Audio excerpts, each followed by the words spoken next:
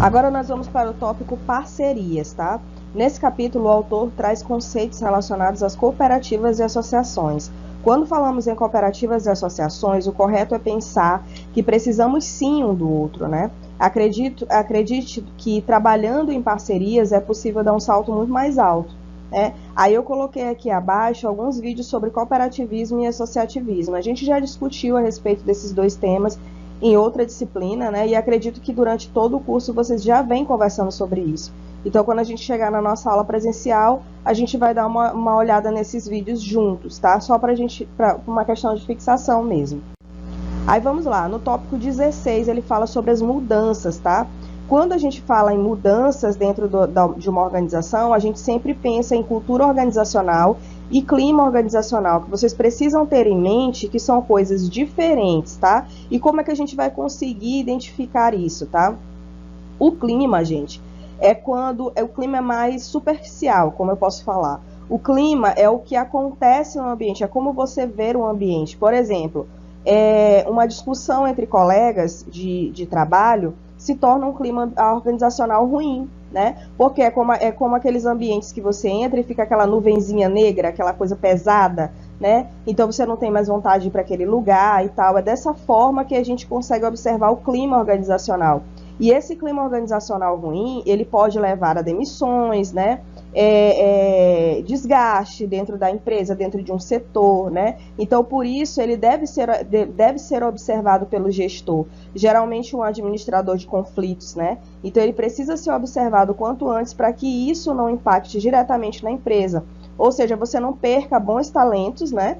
Por causa de problemas que poderiam ter sido resolvidos o quanto antes, tá? Então, o clima organizacional é visto de forma mais superficial, né? Diferenciando da cultura organizacional, e você pode verificar dessa forma que eu terminei de exemplificar, né? É uma forma de como é que eu posso dizer? É uma forma mais superficial, não, mais holística de ver a situação, né? Então, você entra no setor, você não só fica na frente do computador, digita, termina, dá boa noite e vai embora. Não é isso, né? Você tem que entender como gestor o que está acontecendo no ambiente, para que você consiga identificar possíveis falhas, né, ou possíveis climas organizacionais ruins. Um mau líder, ele cria um clima organizacional ruim também. Isso não vem só aí dos funcionários, tá? Dos colaboradores. Isso pode acontecer também de chefia para colaborador, tá? E aí a cultura organizacional. O que é a cultura organizacional? A cultura é mais enraizada. A cultura, por exemplo, tem a família do aluno X e a família do aluno Y. Aí o aluno X diz que vai lá na casa do aluno Y. Quando ele chega lá, ele diz, né, vê a mãe do outro fazendo alguma coisa que ele não está acostumado, ele diz, olha, lá em casa não funciona dessa forma, né? Lá em casa tem uma outra forma de se resolver essa situação. Então, quando a gente tem essa ideia de cultura organizacional, a gente consegue ver que é uma coisa mais enraizada, né? São valores enraizados. Então, na casa do aluno X é diferente da casa do aluno Y, ponto. Por quê? Porque são valores diferentes. São ensinados valores diferentes dentro dessa casa, né? E assim acontece nas empresas também. Ainda há pouco eu falei para vocês que cada pessoa física era de um jeito, da mesma forma que cada pessoa jurídica era de um jeito, mesmo que essa pessoa jurídica fosse do mesmo ramo comercial, né? A mesma atividade comercial, mas elas são diferentes porque a cultura de cada empresa é diferente. E aí eu coloquei aqui até um iceberg como exemplo, para que vocês conseguissem identificar que quando a gente fala de clima é algo mais superficial, né? É visível a olho nu. E quando a gente fala em cultura organizacional é algo muito mais enraizado, né? Que já é o que tem por dentro do iceberg, tá? Então, dessa forma, a gente consegue verificar esses dois parâmetros, tá? Perdão. Cultura e clima organizacional. Aí ele fala aqui, ó, cultura, conjunto de normas, crenças e valores que regem uma organização. Ela determina a forma de pensar, agir e reagir dos seus colaboradores. Já o clima, né, percepções coletivas compartilhadas sobre o ambiente de trabalho, formada pelos valores, atitudes e comportamentos reduzidos dentro de uma organização.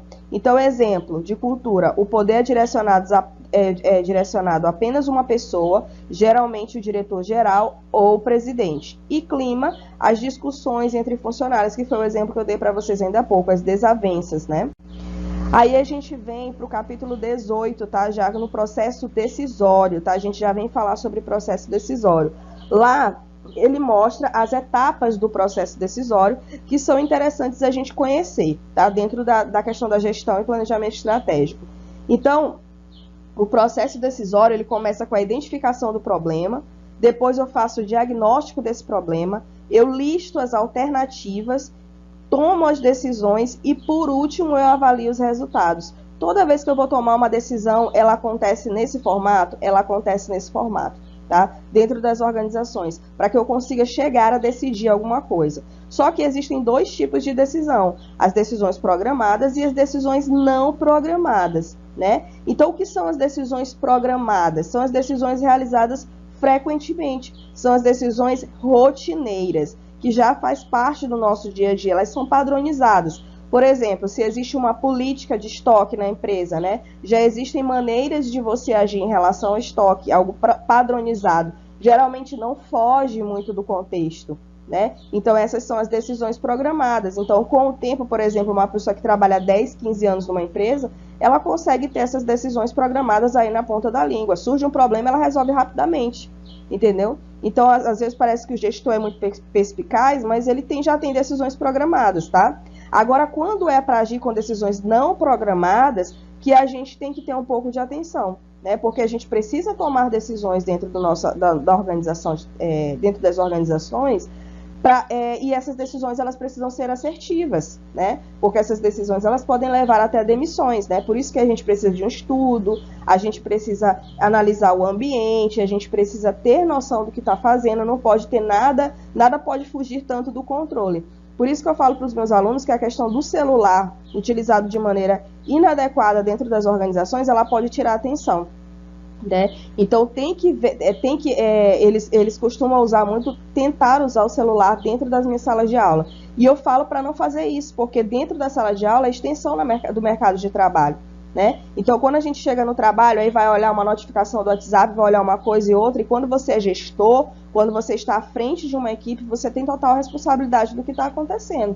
Se alguém da tua equipe falha, porque alguém da minha equipe falhou, mas se esse problema, essa situação que foi causada, ela vai refletir diretamente em você como gestor, tá? Porque você é gestor daquela equipe. Então, aquela pessoa não é responsável sozinha pelo que ela fez, entendeu? Então, por isso que existe todo um processo decisório, para que você consiga elaborar e para que você consiga verificar o que está acontecendo dentro das organizações. E a gente utilizou aí inúmeras ferramentas para isso, né? Para a gente poder corrigir problemas, trabalhar com a melhoria contínua, se perguntar o que está acontecendo, como é que vai resolver o problema, quem é que vai resolver o problema, dentro de um cronograma, né, quanto isso vai custar. Então, tudo isso, toda essa visão da gestão estratégica de negócios, né, da gestão estratégica e planejamento estratégico, ela é baseada nessa atenção redobrada, tá? Então, existem decisões programadas que se tornam muito mais práticas, muito mais corriqueiras para a gente,